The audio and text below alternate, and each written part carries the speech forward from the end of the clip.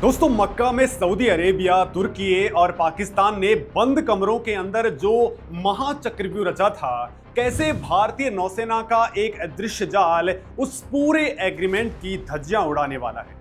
अरब सागर की गहराइयों के अंदर भारत ने आखिर ऐसा क्या बिछा दिया है जो किसी के रडार के अंदर नहीं आ रहा है। कैसे भारतीय युद्धपोत पाकिस्तान की पूरी इकोनॉमी और युद्ध मशीनरी का दम घोटने वाले हैं। क्या दोस्तों, आप जानते हैं कि अगर आज रात भारत और पाकिस्तान के बीच में युद्ध का बिगुल बज जाए तो पाकिस्तान की पूरी फौज महज 28 दिनों के अंदर खुद ब खुद घुटनों पर आ जाएगी।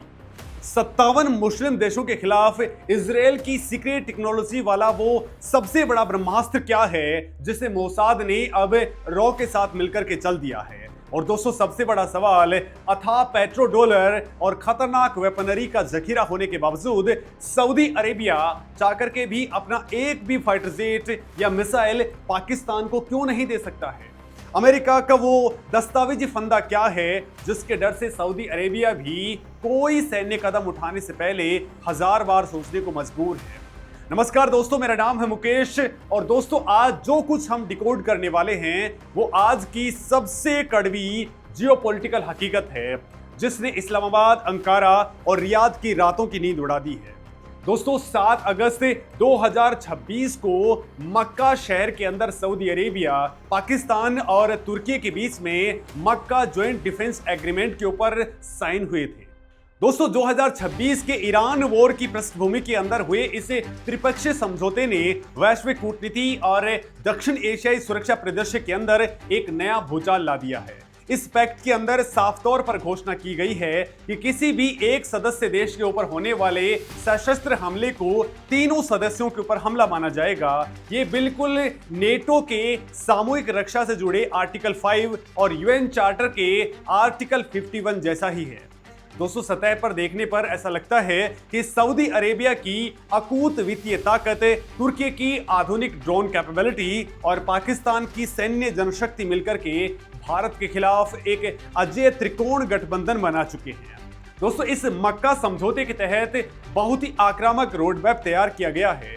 तीनों देशों के बीच सालाना लीडर समिट का ऐलान हुआ है। एक ज्वाइंट कोऑर्डिनेशन ग्रुप बनाया गया है जिसके अंदर तीनों देशों के विदेश मंत्री, रक्षा मंत्री और सेना प्रमुख शामिल होंगे। दोस्तों, एक समर्पित स्ट्रेटेजिक प्लानिंग सेक्रेटेरिएट और इंटीग्रेटेड कमांड सेल के निर्माण की बात कही गई है। इनका प्लान है कि एयर डिफेंस सिस्टम्स और ड्रोन का इस्तेमाल करते हुए जल, थल और नभ के अंदर बड़े पैमाने पर संयुक्त सैन्य अभ्यास किए जाएं। सिर्फ हथियारों की खरीद फरोख्त नहीं बल्कि एआई, रोबोटिक्स, यूएवीज और इलेक्ट्रॉनिक वॉरफेयर जैसी टेक्नोलॉजीज को मिलकर के विकास और टेक्नोलॉजी ट्रांसफर किया जाए। दोस्तों, तुर्की का तो यहां तक दावा है कि आगे चलकर के इस गठबंधन के अंदर इजिप्ट जैसे दूसरे देशों को भी शामिल किया जाएगा। सुनने में ये सब बहुत डरावना और भारत के लिए एक बड़े रणनीतिक खतरे की घंटी प्रतीत होता है। लेकिन दोस्तों, युद्ध केवल संधियों के कागजों पर, बंद कमरों की मीटिंग्स में या फिर प्रेस कॉन्फ्रेंस के बड़े बड़े दावों के अंदर नहीं लड़े जाते हैं। जब हम आधुनिक वॉरफेयर की असल बिसात, समुद्री भूगोल, लॉजिस्टिक्स की आपूर्ति और भारत की नई आक्रामक कूटनीति की गहराई के अंदर उतरते हैं तो एक बिल्कुल अलग, हैरान करने वाली और भारत के पक्ष में खड़ी एक अभेद्य तस्वीर सामने आती है। दोस्तों, मक्का पैक्ट का ये पूरा ढांचा भारतीय नौसेना के मैरीटाइम चोक होल्ड और पीएम मोदी की चाणक्य नीति के सामने ताश के पत्तों की तरह ढहने वाला है। लिहाजा दोस्तों, इस पूरे चक्रव्यूह की एक एक परत को आज हम उधेड़ने वाले हैं। किसी भी पारंपरिक युद्ध की सबसे बड़ी जीवन रेखा उसकी रसद यानी कि लॉजिस्टिक्स और ईंधन आपूर्ति होती है। दोस्तों, दुनिया की कोई भी फौज बिना तेल और बिना गोला बारूद के 1 इंच भी आगे नहीं बढ़ सकती है। पाकिस्तान की भौगोलिक स्थिति उसे अपनी ऊर्जा और व्यापारिक जरूरतों के लिए पूरी तरह से समुद्र के ऊपर डिपेंडेंट बनाती है। उसका 95% से ज्यादा अंतर्राष्ट्रीय व्यापार अरब सागर के समुद्री मार्गों से होकर के गुजरता है और यहीं पर पाकिस्तान की सबसे बड़ी, सबसे भयानक कमजोरी छिपी है।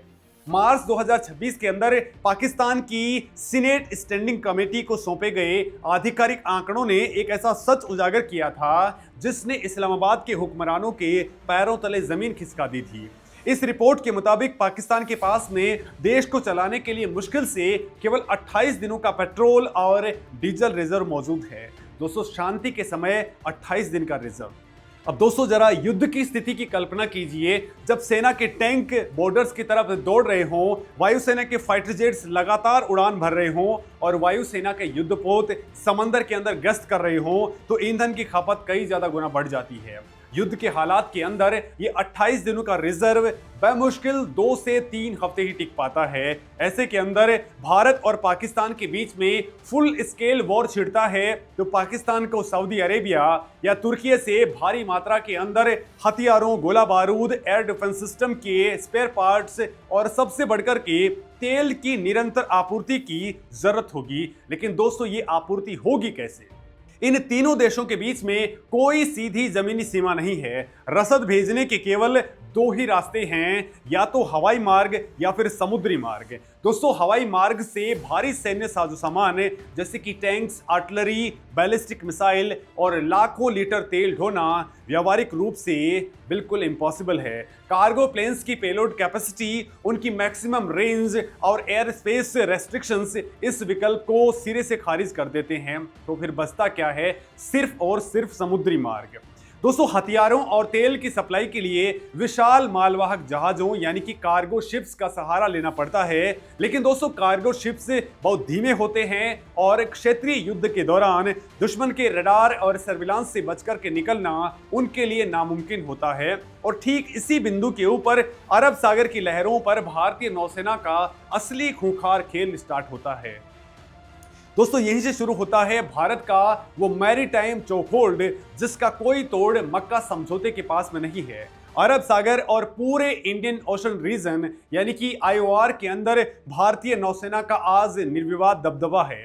भारत ने हाल ही के अंदर अपनी नई और बेहद आक्रामक इंडियन मैरीटाइम डॉक्ट्रिन 2025 या IMD-25 जारी की है। दोस्तों, इस नई डॉक्ट्रिन ने समुद्री युद्ध के नियमों को पूरी तरह से फिर से परिभाषित कर दिया है।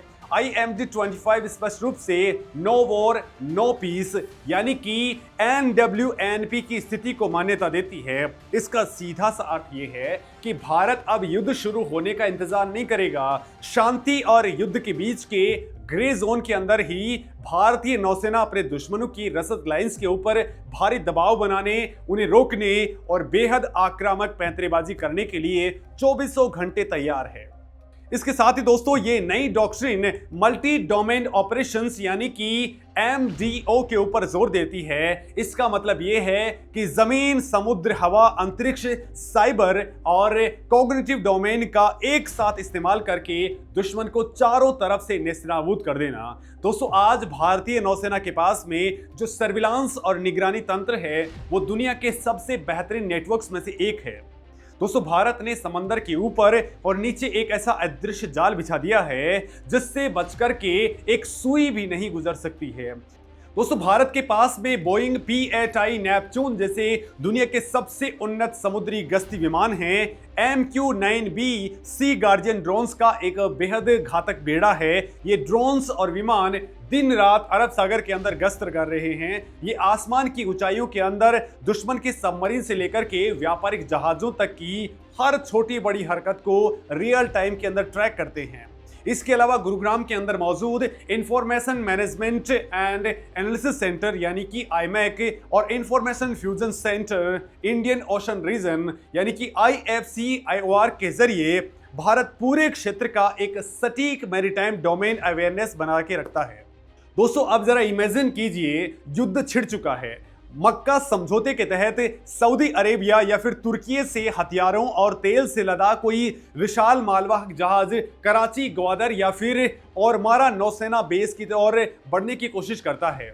भारतीय नौसेना को उस जहाज को डुबोने या उस पर मिसाइल दागने की कोई जरूरत ही नहीं है। अंतरराष्ट्रीय समुद्री कानूनों और visit board search and seizure यानी कि VBSS ऑपरेशंस के तहत भारतीय युद्धपोत 20 समंदर के अंदर उन संदिग्ध जहाजों को इंटरसेप्ट करेंगे, उन्हें रोकेंगे, उनकी तलाशी लेंगे और सारी युद्धक सामग्री वही जब्त कर लेंगे। भारत को बस एक मजबूत नेवल ब्लॉकेड यानी कि समुद्री नाकेबंदी करनी है। दोस्तों, जहाजों को रोककर भारत अंतर्राष्ट्रीय कूटनीति के नियमों का पालन भी करेगा और रसद भी काट देगा। जैसे ही रसद रुकी, पाकिस्तान के वो 28 दिनों के ईंधन रिजर्व तेजी से खत्म होने लग जाएंगे और 1 महीने के भीतर ही उसकी पूरी युद्ध मशीनरी और इकोनॉमी पूरी तरह से लकवाग्रस्त हो जाएगी। फौज के पास में लड़ने के लिए ना तेल होगा ना गोलियां होंगी। लेकिन दोस्तों, बात सिर्फ भारतीय नौसेना की ताकत तक सीमित नहीं है। मक्का समझौते के पैरोकार और रणनीतिकार एक बहुत बड़ी भूल कर रहे हैं। वो भूल जाते हैं कि 57 मुस्लिम देशों का संगठन OIC अंदरूनी तौर पर गहरे विरोधाभासों, आपसी अविश्वास और गुटबाजी का बुरी तरह से शिकार है। ये सोचना कि युद्ध के समय ये पूरा ब्लॉक एकजुट होकर के पाकिस्तान के पीछे खड़ा हो जाएगा, ये एक बहुत बड़ा रणनीतिक भ्रम है। और इस भ्रम को तोड़ने के लिए भारत ने कूटनीति की बिसात के ऊपर 2 ऐसे पावरफुल मोहरे चल दिए हैं जिनका जवाब इस त्रिपक्षीय गठबंधन के पास में नहीं है। ये मोहरे हैं इजराइल और UAE के साथ में भारत का अजय रणनीतिक गठजोड़।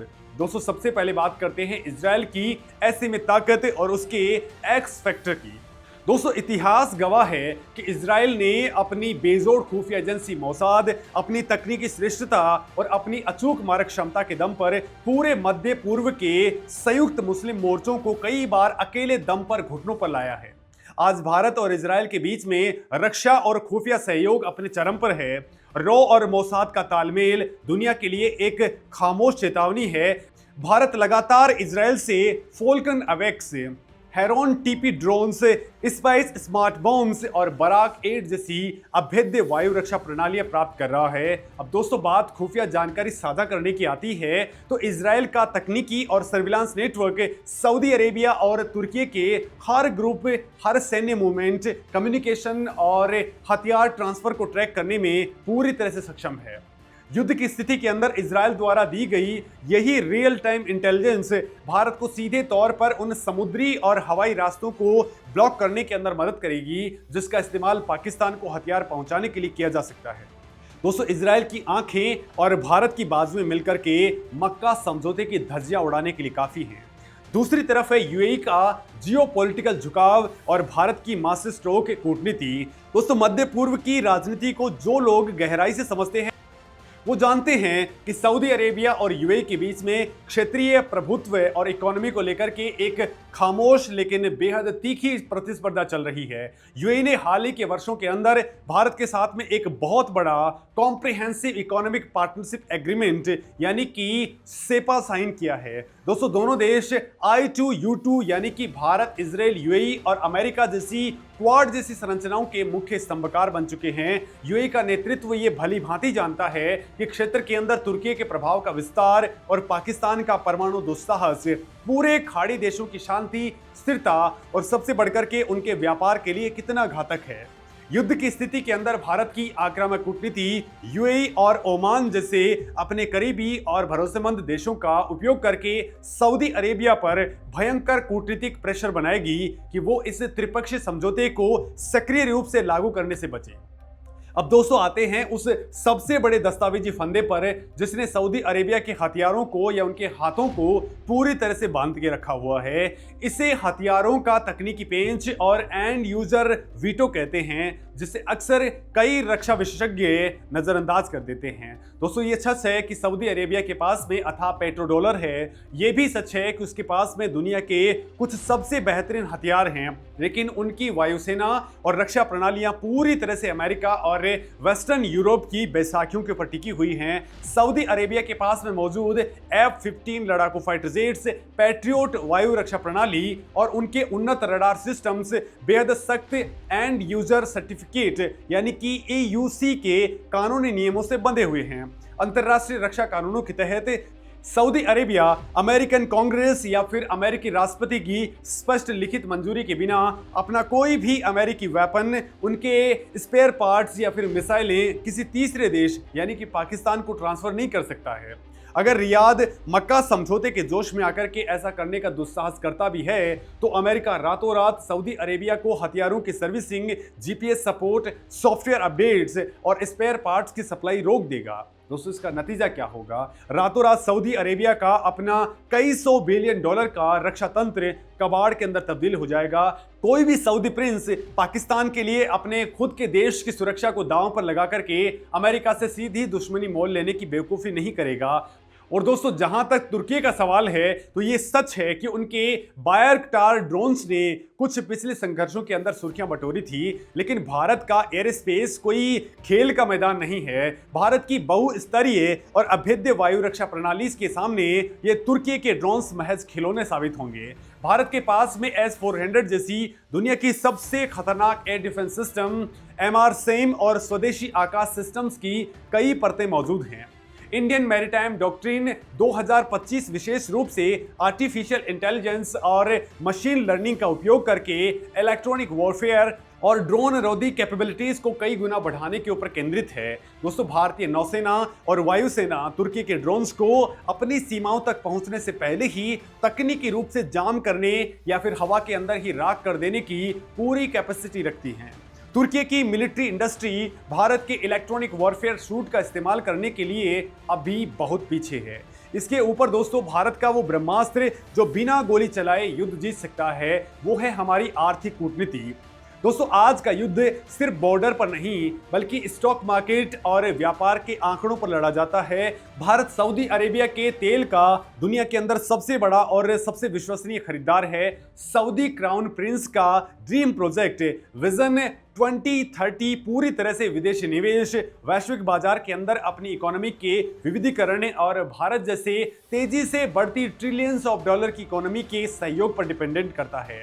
दोस्तों भारत जैसे विशाल बाजार को खोने का सीधा सा मतलब है सऊदी इकोनॉमी को अरबों डॉलर का ऐसा झटका लगना जिससे वो दशकों तक उबर नहीं सकता है।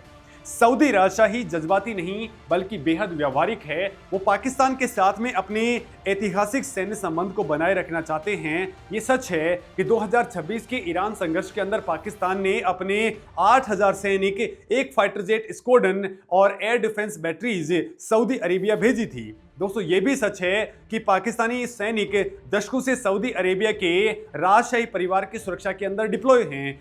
लेकिन दोस्तों एक तरफा मदद लेना अलग बात है और भारत जैसी उभरती हुई महाशक्ति के साथ में एक पूर्ण पैमाने के ऊपर युद्ध के अंदर सीधे कूद जाना बिल्कुल अलग बात है। इसकी कीमत सऊदी अरेबिया कभी भी नहीं चुका सकता है। दोस्तों कूटनीतिक बैक चैनल के माध्यम से भारत की सरकार ये स्पष्ट संदेश रियाद तक पहुंचा देगी कि सऊदी अरेबिया द्वारा पाकिस्तान को किसी भी प्रकार की सैन्य रसद, तेल या फिर हथियारों की आपूर्ति को सीधे तौर पर भारत के खिलाफ युद्ध की घोषणा माना जाएगा। दोस्तों इसके आर्थिक और सामरिक परिणाम रियाद के लिए इतने विनाशकारी होंगे कि मक्का समझौते की शाही सूखने से पहले ही यह समझौता ठंडे बस्ते के अंदर चला जाएगा। 7 अगस्त 2026 का मक्का ज्वाइंट डिफेंस एग्रीमेंट कैमरे के सामने किया गया एक कूटनीतिक शक्ति प्रदर्शन और सिंबॉलिक पोस्टरिंग से ज्यादा कुछ नहीं है। यथार्थ के कड़े धरातल के ऊपर भारत का रणनीतिक ढांचा, उसकी सैन्य तैयारी और कूटनीतिक चक्रव्यूह कहीं ज्यादा सुदृढ़, धारदार और अभेद्य है। दोस्तों जब हम इन सारे डॉट्स को कनेक्ट करते हैं तो पाकिस्तान के पास में मौजूदा मात्र 28 दिनों का ईंधन भंडार है। अरब सागर के अंदर भारतीय नौसेना की आक्रामक no war no peace doctrine है। इजराइल का बेजोड़ तकनीकी और खुफिया समर्थन है। यूएई का कूटनीतिक बैकअप है। अमेरिकी हथियारों पर लगा एंड यूजर सर्टिफिकेट का ताला और भारत की विशाल आर्थिक क्रय शक्ति। तो दोस्तों तस्वीर बिल्कुल साफ हो जाती है। भारत को युद्ध जिताने के लिए मक्का समझौते के इन 3 देशों से एक साथ लड़ने की कोई जरूरत नहीं है। भारत को केवल अपनी सामरिक स्वायत्ता बनाए रखनी है, अरब सागर की लहरों के ऊपर अपनी पकड़ और ज्यादा मजबूत करनी है और कूटनीति के मोर्चे पर अपना दबाव कायम करके रखना है। जैसे ही समंदर के अंदर भारतीय युद्धपोत अपना मैरीटाइम चौखोल कसेंगे, पाकिस्तान की रसद कदम अपने आप घुट जाएगा। दोस्तों मक्का के अंदर चाहे जितने भी बंद दरवाजों के अंदर हस्ताक्षर हो जाएं, अरब सागर की चाबियां आज भी नई दिल्ली के पास में हैं। और दोस्तों यही नए और ताकतवर भारत का वो कड़वा सच है जिसे पूरी दुनिया को अब स्वीकार करना ही पड़ेगा। अब दोस्तों इस मामले में आप क्या कुछ सोचते हैं, कमेंट में अपनी बात जरूर कहें। नमस्कार।